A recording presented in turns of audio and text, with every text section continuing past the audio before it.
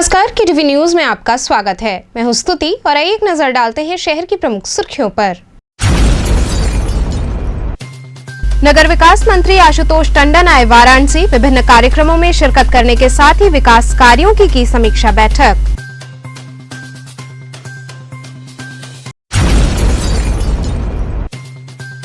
चेतगंज थाने की पुलिस ने अवैध रूप से गांजे की बिक्री कर रहे 2 अभियुक्तों को किया गिरफ्तार।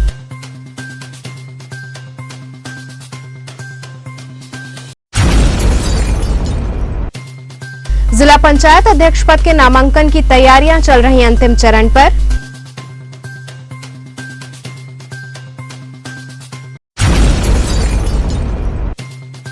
और कांग्रेस के प्रतिनिधि मंडल द्वारा लहरतारा डीआरएम कार्यालय पहुंचकर सौंपा गया ज्ञापन। और अब खबरें विस्तार से। नगर विकास मंत्री आशुतोष टंडन वाराणसी आए। इस दौरान विभिन्न कार्यक्रमों में शिरकत करने के साथ ही विकास कार्यों की समीक्षा बैठक की। अपने 2 दिवसीय दौरे पर वाराणसी पहुंचे नगर विकास मंत्री आशुतोष टंडन ने पहले दिन जहां विभिन्न कार्यक्रमों में शिरकत की, तो वहीं दूसरे दिन वाराणसी के सर्किट हाउस में मीडिया से रूबरू होते हुए विकास कार्यों पर बात की। वहीं अपने दौरे के दूसरे दिन विकास कार्यों की समीक्षा बैठक भी की। इसके बाद उन्होंने सरकारी योजना और लाभार्थियों की संख्या आदि की जानकारी जनप्रतिनिधियों से ली। विकास कार्यों की समीक्षा बैठक के दौरान अधिकारियों को निर्देशित करते हुए उन्होंने कहा कि केंद्र और राज्य सरकार के जन कल्याणकारी योजनाओं का लाभ शासन की मंशा के अनुरूप लाभार्थियों के बिना विलंब एवं बगैर भ्रष्टाचार की प्राथमिकता पर मिलना चाहिए। इसमें किसी भी प्रकार की हीला हवाली बर्दाश्त नहीं की जाएगी। उन्होंने कृषि विभाग के अधिकारियों को निर्देशित करते हुए कहा कि क्रय केंद्रों पर किसानों को किसी भी प्रकार की परेशानी का सामना न करना पड़े और उनके फसल की खरीद प्राथमिकता पर सुनिश्चित कराई जाए। लगातार प्रदेश का दौरा करते रहते हैं। प्रदेश के सभी 75 जनपदों में अनेक बार उनका जाना हो गया है पिछले 4 साल में। और वाराणसी भी आप लोग देखते हैं कि लगातार वो उनका प्रवास वाराणसी में होता है। अच्छा, प्रियंका गांधी यूपी को लेकर उनको कांग्रेस का चेहरा बनाया गया और अब अगले कुछ दिनों से लगातार चुनाव होने तक यूपी प्रवास पे रहेंगे। पिछले चुनाव में कौन सा चेहरा था? चेहरे पे चुनाव में लड़ेंगे, अपने कामों पे लड़ेंगे। वो भाई बहन किसी भी आपदा के समय कहीं नजर आते हैं? सिवाय ट्वीट करना और प्रतिक्रिया करना, उसके अलावा कभी कोई रचनात्मक कार्य उन्होंने या उनकी पार्टी ने किया है? जनता के पास वो क्या मुंह लेके जाएंगे? आज प्रधानमंत्री आवास योजना में सबको आवास मिल रहा है, आज सबको शौचालय मिल रहा है, आज सबको बिजली का कनेक्शन मिल रहा है। जो पार्टी 60 साल तक सत्ता में रही है वो किस मुंह से जनता के पास गई? अच्छा, कांग्रेस अब खेला हुई का नारा लगा रही है बनारस में। सपा आखिरी सवाल सर, पीएम मोदी और गृह मंत्री अमित शाह आगामी दिनों में क्या कार्यकर्ताओं से फोन पे बात करेंगे क्या? तो इनको लेकर के क्या बातें हो सकती? आपको क्यों बताएं?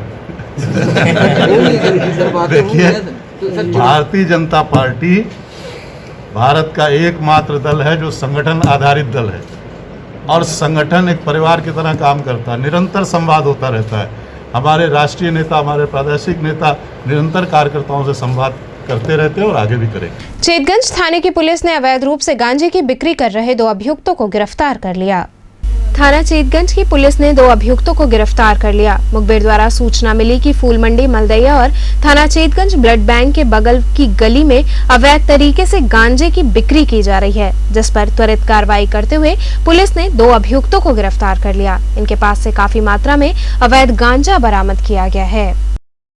कल मुखबिर के माध्यम से एक सूचना प्राप्त होती है कि थाना चेतगंज और थाना सिगरा के अंतर्गत अलग अलग जगहों पे कुछ संदिग्ध व्यक्तियों द्वारा गलत सामान की बिक्री की जा रही है।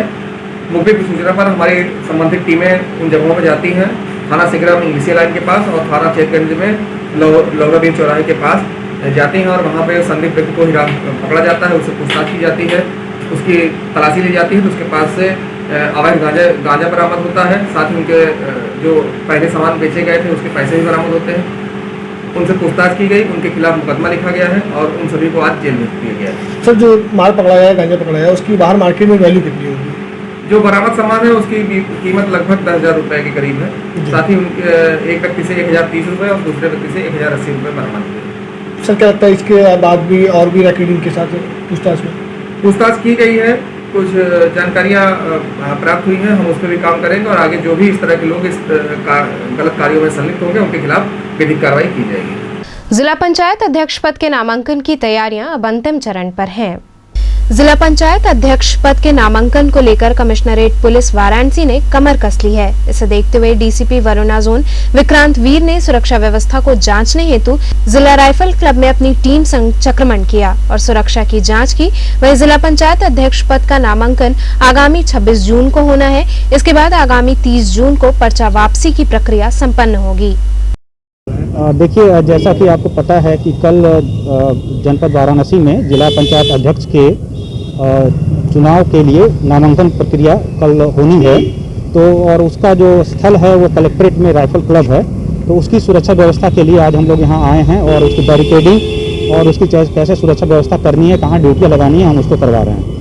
तक कहाँ तक मतलब जुलूस निकलेगी या देखिए, जुलूस तो प्रतिबंधित है और जो राज्य निर्वाचन आयोग और साथ ही साथ जो अपर पुलिस महानिदेशक कानून व्यवस्था एवं आदरणीय सीपी सर के जो आदेश हैं उस हिसाब से हम लोग पूरी तैयारी कर रहे हैं। किसी भी तरह का जुलूस निकालना पूरी तरह से बैंड है। सर, कहाँ से जुलूस ये जैसे कल जेपी मेहता से है, तो कहाँ कितने लोगों को एंट्री है अंदर?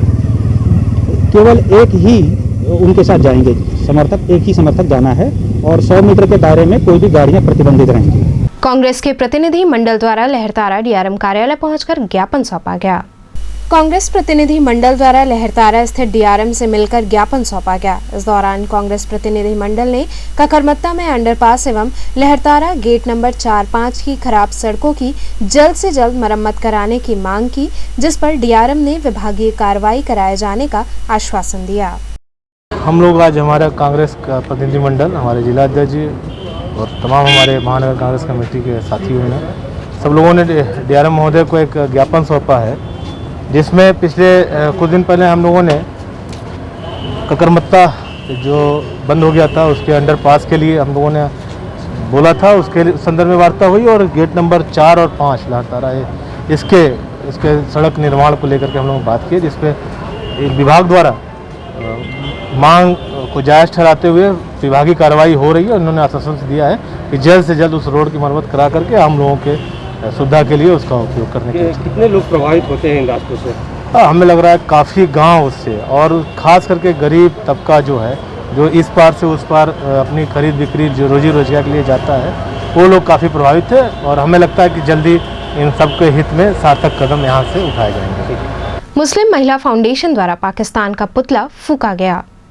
प्रधानमंत्री नरेंद्र मोदी ने कश्मीर के नेताओं को बातचीत के लिए बुलाया। वैसे ही कश्मीर की नेता महबूबा मुफ्ती ने पाकिस्तान की वकालत करते हुए भारत को पाकिस्तान के साथ बातचीत करने की सलाह दी। महबूबा के बयान पर सामाजिक संगठनों ने गहरी नाराजगी जताई और काशी में नाराज सामाजिक संगठनों की कमान संभाली मुस्लिम महिला फाउंडेशन की नेशनल सदर नाजनीन अंसारी ने। मुस्लिम महिला फाउंडेशन, मुस्लिम राष्ट्रीय मंच एवं विशाल भारत संस्थान ने संयुक्त रूप से लम्हे के इंद्रेश नगर में सुभाष भवन के सामने पाकिस्तान का पुतला फूंका। मुस्लिम राष्ट्रीय मंच के पूर्वांचल प्रभारी मोहम्मद अजरुद्दीन ने विश्व समुदाय के नेताओं से अपील की कि पाकिस्तान पर दबाव बनाए ताकि पाकिस्तान भारत की कब्जाई भूमि को मुक्त कर दे। पुतला दहन के बाद सुभाष भवन में बैठक हुई, जिसमें नाजनीन अंसारी ने प्रस्ताव रखा कि बनारस मंडल के 5000 मुस्लिम संयुक्त राष्ट्र संघ को चिट्ठी लिखकर पाकिस्तान से भारत भूमि को खाली कराए जाने की मांग करेंगे। इस मौके पर प्रमुख रूप से मुश्ताक अहमद, अनीस अहमद, नजमा इत्यादि लोग मौजूद रहे। पाकिस्तान के विरोध में पाकिस्तान का पुतला फूंक करके हम ये संपूर्ण जगत को ये संदेश देना चाह रहे हैं कि पाकिस्तान ऑक्युपेटेड कश्मीर जो है और गिलगिट और बल्टिस्तान जो भारत का अभिन्न अंग है, जिस पर नाजायज़ कब्ज़ा पाकिस्तान ने किया है, उसको पाकिस्तान खाली करे और यूनाइटेड नेशन फौरी इस पर कार्रवाई करके इसे खाली करने का आदेश दे।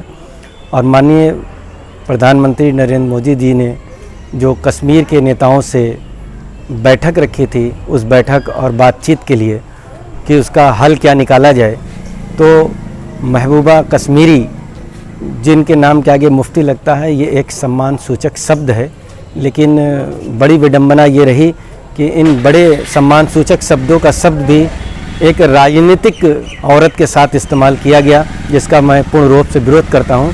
और भारत सरकार जो है तत्काल इस पर कार्रवाई करे कि अगर महबूबा कश्मीरी को ज़्यादा पाकिस्तान का प्रेम नज़र आ रहा है तो उनकी भारत की नागरिकता को समाप्त करके उन्हें फ़ौरन जो है बॉर्डर पार करा करके पाकिस्तान भेज दिया जाए ताकि वो अपनी बात करें। हमारा जो ज़मीन है, जो भारत की ज़मीन है, वो हम तमाम भारतीयों की ज़मीन है और हम किसी भी अपने अंदरूनी मसले में पाकिस्तान जैसे मुल्क को शामिल कभी नहीं कर सकते, न किया है न आने वाले कल में किया जाएगा।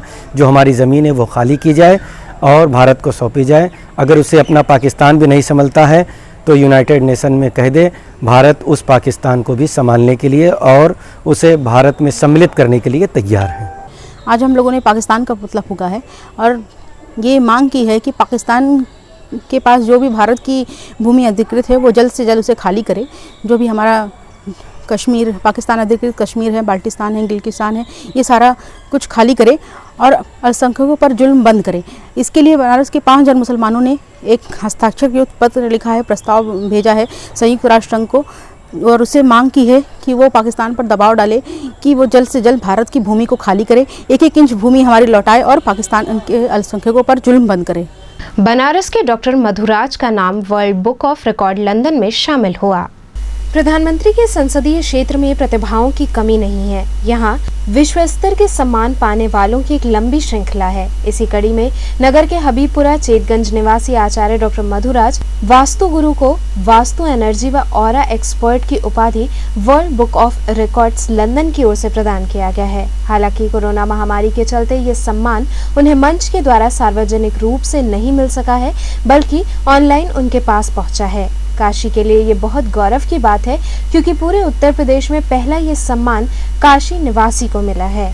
मर्चेंट नेवी में पायलट के रूप में अपना करियर शुरू करने वाले डॉक्टर मधुराज ने बताया कि उन्होंने नागपुर विश्वविद्यालय एवं श्रीलंका विश्वविद्यालय से एनर्जी वास्तु में पीएचडी की विधिवत शिक्षा ग्रहण की। इसके अलावा मॉरिशस में अरोमा थेरेपी, साउथ अफ्रीका में पैरानॉर्मल एक्टिविटी एवं मिस्र में एनर्जी वास्तु का अध्ययन किया। पिछले 18 वर्षों से वास्तु शास्त्र के माध्यम से लोगों की समस्याओं का समाधान करते आ रहे हैं।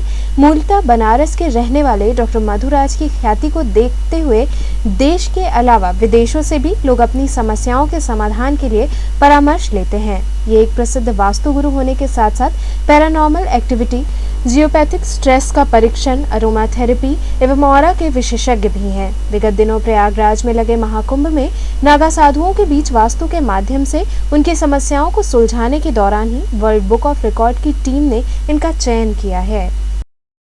और ये क्रेडिट सर्टिफिकेट जो आपको मिला है, ये किस तरह का है और कितनी खुशी व्यक्त कर रहे हैं?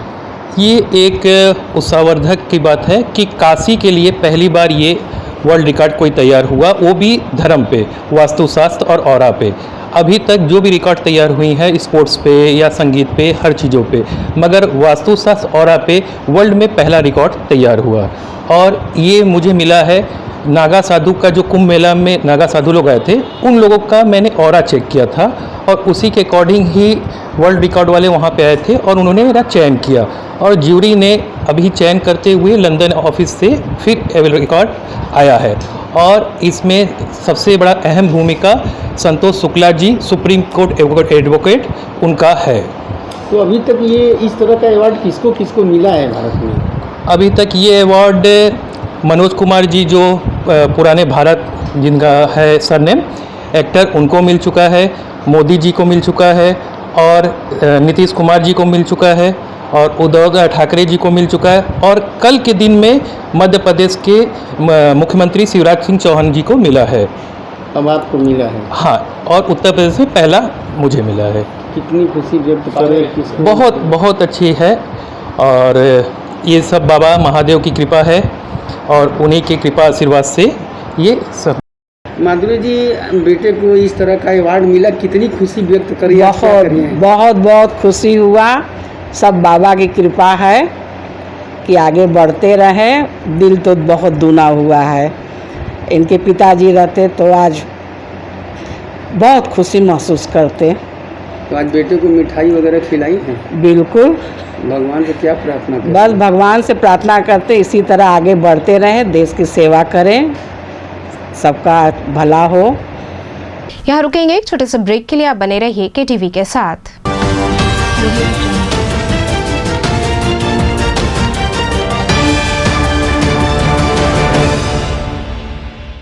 खबरों से जुड़े रहने के लिए हमारे चैनल KTV वाराणसी को सब्सक्राइब करें और लेटेस्ट अपडेट्स के लिए बेल आइकन को प्रेस करें।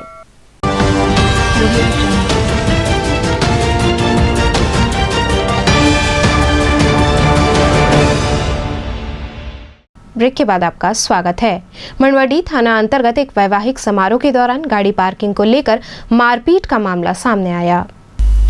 विवाह समारोह में आए लोगों के द्वारा गाड़ी पार्किंग को लेकर मारपीट का मामला सामने आया है। बताया जा रहा है कि मंडवाडीह थाना अंतर्गत शिवदासपुर क्षेत्र स्थित लहरतारा मंडवाडीह मार्ग के विश्वनाथ गार्डन में तुलसीपुर निवासी नथुलाल सोनकर की पुत्री की शादी में आए घराती पक्ष के लोगों व स्थानीय निवासी और सोनू गुप्ता में गाड़ी की पार्किंग को लेकर विवाद हो गया। आरोप है कि विवाह समारोह में आए आधा दर्जन से ज्यादा लोगों ने लॉन के बाहर पार्किंग में गाड़ी न खड़ी करके सोनू गुप्ता के आवास के बाहर अपनी गाड़ियों को पार्क कर दिया था। विरोध करने पर विवाह समारोह में आए लोगों ने सोनू के घर में घुसकर उसकी पिटाई कर दी। हमले में सोनू का सिर फट गया है। वहीं मौके पर पहुंचे थाना प्रभारी ने घायल को अस्पताल पहुंचाया। थाना प्रभारी परशुराम त्रिपाठी ने बताया कि घटना CCTV कैमरे में कैद हुई है। फुटेज की जांच के आधार पर दोषियों पर कार्रवाई की जाएगी। कांग्रेस जनों ने बनकटी हनुमान मंदिर में दर्शन कर मंदिर में बह रहे सीवर के पानी की वास्तविक स्थिति जानी। कांग्रेस के एक प्रतिनिधि मंडल ने दुर्गाकुंड स्थित बनकटी हनुमान मंदिर में दर्शन करके मंदिर के गर्भगृह में बह रहे सीवर के पानी की वास्तविक स्थिति को देखा। आलम यह है कि मंदिर के पुजारी द्वारा मोटर लगाकर पानी निकाला जा रहा है, परंतु शासन प्रशासन द्वारा कोई भी मुकम्मल व्यवस्था नहीं हुई है। कांग्रेस जनों ने कहा कि बनकटी हनुमान जी गली का पूरा सीवर सिस्टम ध्वस्त है। सिर्फ सीवर सफाई का कार्य होता है, जो कि इस गली में नई सीवर लाइन की आवश्यकता है। मंदिर द्वारा कई बार अधिकारियों जनप्रतिनिधियों को अवगत कराया गया, लेकिन अभी तक कोई समाधान नहीं हुआ है। आज हम कांग्रेस जनों ने वास्तविक स्थिति को देखा है। उनका कहना है कि अगर जल्द से जल्द इस समस्या का समाधान नहीं हुआ तो हम कांग्रेस जन आंदोलन के लिए बाध्य होंगे। आज कहाँ पे आए और किस लिए आए? हम लोग आज यहाँ बनकटी हनुमान मंदिर में आए हैं। हम लोगों को आज सवेरे समाचार पत्रों से और सोशल मीडिया के माध्यम से पता चला कि यहाँ पर मंदिर में नीचे सीवर का पानी आ करके और हनुमान जी की प्रतिमा पूरी सीवर के पानी में डूबी हुई है। तो हम लोगों को बड़ा कष्ट हुआ इस बात को देख करके, और हम सब कांग्रेस जन आज यहाँ पर आए हैं देखने के लिए कि क्या स्थिति है। संबंधित अधिकारी को बुलाया गया है, उनसे हम लोग मांग करेंगे कि इसको जल्दी से जल्दी ठीक करवाया जाए। क्या देखें आपने मंदिर में? क्या देखें मंदिर में? देखिए आप यहाँ फोटो ले लीजिए। यहाँ हनुमान जी की मूर्ति जो है वो नीचे करीब 6-7 इंच पानी उसमें आया हुआ है सीवर का, और पूरी मूर्ति सीवर में डूबी हुई है। धर्म की नगरी काशी है और प्राचीन मंदिर है, 24 घंटे के ऊपर हो गया पानी को भरे हुए, क्या कहेंगे? संबंधित अधिकारियों का ये लापरवाही है। क्षेत्रीय विधायक जो हैं, हमारे यहाँ के मंत्री हैं, उन लोगों की लापरवाही है कि यहाँ पर प्रधानमंत्री जी का संसदीय क्षेत्र होते हुए और इस तरीके की लापरवाही हो रही है। इतना सेंसिटिव मामला होते हुए कोई सुनवाई नहीं हो रही है। ये ज़बरदस्त लापरवाही, घोर लापरवाही है। इसकी हम लोग निंदा करते हैं और मांग करते हैं कि इसको जल्द से जल्द सफा करवाया जाए। भाजपा सरकार है, विकास की बातें कर रहे हैं, तो कितना विकास तो आप देख लीजिए। आप अभी इस गली में आए होंगे, देख रहे हैं पूरी गली में कहीं चलने लायक नहीं है। पैदल चलने वाला आदमी भी गिर पड़ जाएगा। सारे पत्थर उबड़ खाबड़ हो रखे हैं। विकास की बात कर रहे हैं, स्मार्ट मॉडल, स्मार्ट मोहल्ला, स्मार्ट वार्ड बना रहे हैं। यहाँ पर हनुमान जी की मूर्ति सीवर के पानी में डूब जा रही है। ये सब ज़बरदस्ती की बातें हो रही है। कोई विकास नहीं, विनाश हो रहा है, विकास नहीं हो रहा है बनारस में।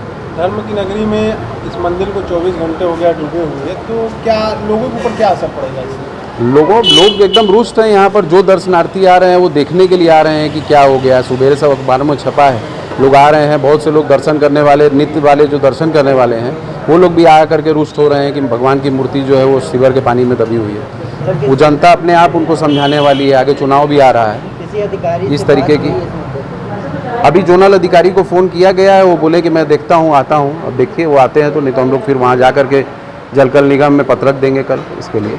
ओबीसी आरक्षण में वर्गीकरण की मांग को लेकर सुभाषपा द्वारा प्रदर्शन कर ज्ञापन सौंपा गया। सुहेलदेव भारतीय समाज पार्टी ने शास्त्री घाट पर धरना प्रदर्शन कर जिलाधिकारी के माध्यम से राष्ट्रपति को ज्ञापन सौंपा। प्रदेश उपाध्यक्ष शशि प्रताप सिंह ने कहा कि 27% ओबीसी आरक्षण में वर्गीकरण 3 कैटेगरी में बने, जिसमें पिछड़ा 7%, सर्वाधिक पिछड़ा 9% और अति पिछड़ा 11%, ताकि ओबीसी के अंदर आने वाली सभी जातियों को इसका लाभ मिल सके।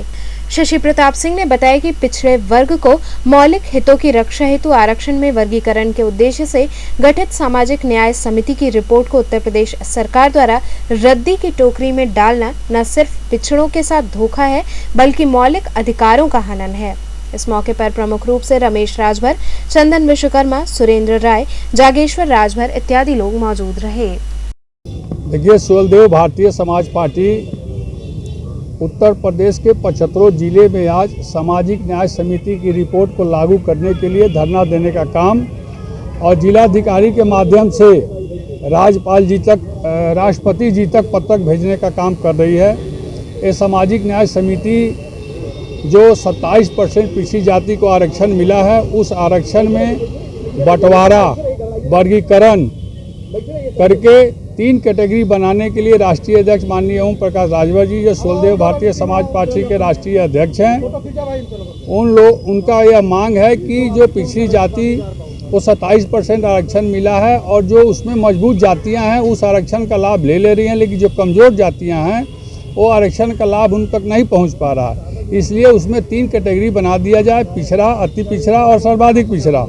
पिछड़े को 7%, सर्वाधिक पिछड़े को 9% और अति पिछड़े को 11% बांटकर सभी तक इस आरक्षण का लाभ पहुंचाया जाए। उसके लिए माननीय मुख्यमंत्री योगी जी ने सामाजिक न्याय समिति की रिपोर्ट बनाई। उस रिपोर्ट में पूर्व न्यायाधीश डॉक्टर राघवेंद्र जी से सर्वे करवाया, जांच करवाया, उसकी रिपोर्ट बनी और 2018 में रिपोर्ट जमा हो गई।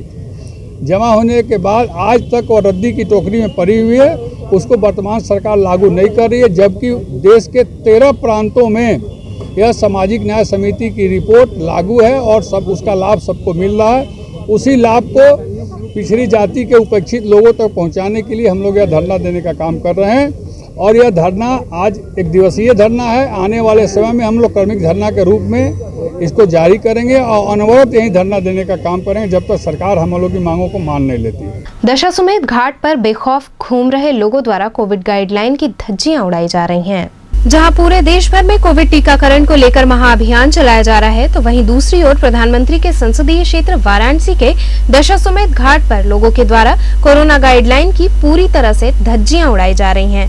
न ही लोगों के द्वारा मास्क लगाया जा रहा है, न ही सामाजिक दूरी का पालन किया जा रहा है। प्रशासन द्वारा डंडे और जुर्माने के दम पर नियमों का पालन करा पाना न तो व्यावहारिक है और न ही हर एक आदमी की निगरानी संभव है। ऐसे में लोगों का जागरूक होना आवश्यक है।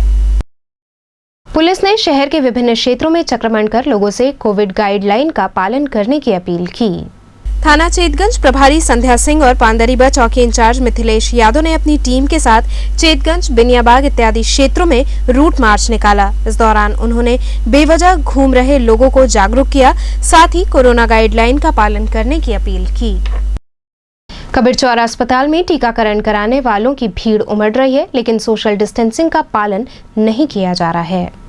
कबीरचौरा अस्पताल में चल रहे टीकाकरण शिविर में लोगों की काफी भीड़ हो रही है। युवाओं के साथ ही बुजुर्गों की भी भीड़ देखने को मिल रही है।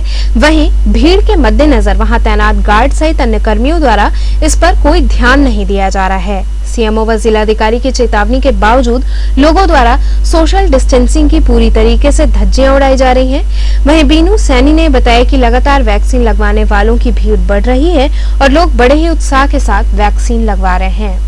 बीनू जी, किस तरह का यहाँ पर कौन सा वैक्सीन लग रहा है इस समय? यहाँ पे जो लोग स्लॉट बुक करके आ रहे हैं, स्लॉट बुक का मतलब है कि जो महिला स्पेशल में आ रहे हैं और जो अभिभावक स्पेशल में आ रहे हैं, उन लोगों को लग रहा है। और अभी तक 110 लोगों को हम लोग लगा चुके हैं। कितने लोगों का लक्ष्य एक दिन में चल रहा है? 100 लोगों का है महिला स्पेशल में और 100 लोगों का अभिभावक स्पेशल में है। तो कब तक ये चलता रहेगा इस तरह का? ये 4 बजे तक लोग धीरे धीरे आते रहते हैं और 4 बजे तक, क्योंकि स्लॉट बुक है तो उनको आना ही है, तो इस वजह से वो 4 बजे तक आते रहते हैं और तब तक हम लोग लगाते रहते हैं। तो पहले से लोग कम आ रहे हैं या लगातार ये बढ़ रहा है? नहीं, लगातार भीड़ बढ़ती जा रही है, लगातार लोग आ रहे हैं। तो कभी कभी ऐसा भी होता है जैसे स्लॉट जब खुलता है तो ज़रूरी नहीं है कि उस टाइम लोग बुक कर पाएँ, तो ऐसा भी हो रहा है कि ऑन द स्पॉट आ रहे हैं। अगर स्लॉट खाली रह रहा है तो उनको वापस नहीं किया जा रहा है, उनको तुरंत वहीं पे बुक करके तुरंत लगा दिया जा रहा है। अब तक कितना लोग हो चुका? अब तक 110 लोगों को लग चुका है। तो क्या मंशा है सीएमओ साहब का, ये कब इस तरह से चलता रहेगा लगातार?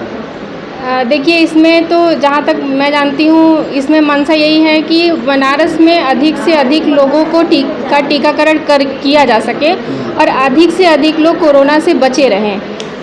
तो उत्साह है, लोग लगवा रहे हैं। जी बिल्कुल, अभी आप देखेंगे बाहर इतनी ज़्यादा भीड़ है, आपको भी देखने में लग रहा होगा कि पहले से ये ज़्यादा, हालांकि बीच में भी भीड़ बढ़ी थी, लेकिन वो इस वजह से था कि ऑन द स्पॉट हो जा रहा था। अब आप ये जान सकते हैं कि जब ऑन द स्पॉट में उतनी भीड़ थी, तो अब जब ये स्लॉट बुक हो रहा है तो उसमें लिमिटेड लोग आने चाहिए, लेकिन फिर भी उतनी भीड़ हो रही है। उसका सीधा सीधा ये कारण है कि एक तो जो ऑन द स्पॉट 45+ वाला जो हो रहा है, एक तो वो है, और दूसरा इसमें 2-3 स्लॉट जोड़े गए हैं। जैसे महिला स्पेशल का अलग हो रहा है ताकि उनको दिक्कत ना हो, अभिभावक स्पेशल जिनके 12 साल से कम के बच्चे हैं उनको दिक्कत ना हो, 45+ का तो चल ही रहा है, और 18+ का भी DWH का जो स्लॉट चल रहा है उनका भी अलग से। तो एक तरह से देखा जाए तो 100 का भी अगर हम जोड़े तो 400 लोगों का स्लॉट है, प्लस उसके ऊपर से जो बिना रजिस्ट्रेशन के आ रहे हैं उनको भी लग रहा है ऑन द स्पॉट। तो उनका डोज लिमिटेड होता है, जैसे 50-60 डोज ऐसे। कोई दिक्कत नहीं है, मतलब ये काम तेजी से चल रहा है। हाँ, कोई दिक्कत नहीं हो रहा। 4 बूथ सब मिला के 4 बूथ चल रहे हैं, और चारों बूथ पे भीड़ आप देख ही रहे हैं कि लाइन में लगे। भारत विकास परिषद द्वारा एनीमिया ग्रसित बच्चों में पोषाहार वितरित किया गया। भारत विकास परिषद के संस्थापक डॉक्टर सूरज प्रकाश के जन्मदिन के अवसर पर लहरतारा बौलिया स्थित स्वास्थ्य केंद्र पर एनीमिया ग्रसित बच्चों की जांच कर उनमें पोषक युक्त आहार प्रदान किया गया, जिसमें खाद्य सामग्री के साथ ही आयरन की कमी को दूर करने के लिए लोहे की कढ़ाई प्रदान की गई। आज का जो दिन है, ये जो एक सप्ताह व्यापी अभियान हम लोगों का चल रहा है, भारत विकास परिषद के संस्थापक डॉक्टर सूरज प्रसाद जी के जन्म दिवस के उपलक्ष्य में यहाँ पर एनीमिया के जो पेशेंट्स हैं उनके लिए फल का वितरण, आयरन की गोलियाँ, चना, गुड़, कढ़ाई, इन सब चीज़ों का वितरण किया जा रहा है। और ये कार्यक्रम एक श्रृंखलाबद्ध तरीके से रेगुलर चलता रहेगा। हम लोगों ने ऐसे ऐसे जगहों से, बहुत रिमोट एरिया से ढूंढ के ऐसे ऐसे बच्चों को लाया यहाँ पे, ला के यहाँ उनका पैथोलॉजी टेस्ट, हीमोग्लोबिन का टेस्ट, स्वास्थ्य का जो भी उनकी परेशानियाँ, उनका इलाज हम लोग करवा रहे हैं। और कोशिश ऐसी हो रही है कि इनमें से जो भी एनीमिया के पेशेंट निकले उनका पूरा निदान हो सके। कितने बच्चों को टेस्ट किया गया और बांटा गया? आज हम लोग 15 बच्चों का एस्टीमेट रखे थे, लेकिन यहाँ 18 बच्चे आ चुके हैं अब तक। इन 18 बच्चों में से भी जो इनका रेगुलर फॉलोअप, रेगुलर हम लोग रिकॉर्ड रखेंगे कि क्या क्या रिपोर्ट इनका आ रहा है, उसके बाद इनको किन दवाइयों की ज़रूरत है, और रेगुलर इनसे संपर्क में हम लोग रहेंगे कि जिससे दोबारा इस रोग से इनका जड़ से इसका निदान हो जाए। तो चलते चलते पुनः एक नजर डालते हैं शहर की प्रमुख सुर्खियों पर। नगर विकास मंत्री आशुतोष टंडन आए वाराणसी, विभिन्न कार्यक्रमों में शिरकत करने के साथ ही विकास कार्यों की समीक्षा बैठक।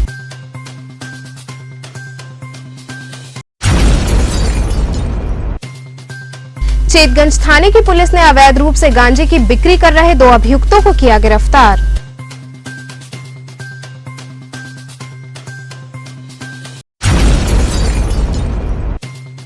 जिला पंचायत अध्यक्ष पद के नामांकन की तैयारियां चल रही अंतिम चरण पर।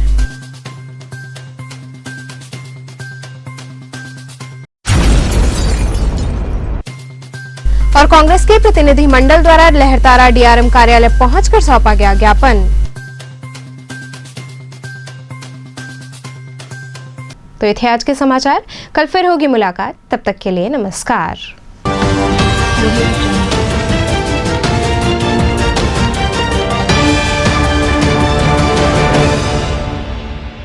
खबरों से जुड़े रहने के लिए हमारे चैनल KTV वाराणसी को सब्सक्राइब करें और लेटेस्ट अपडेट्स के लिए बेल आइकन को प्रेस करें।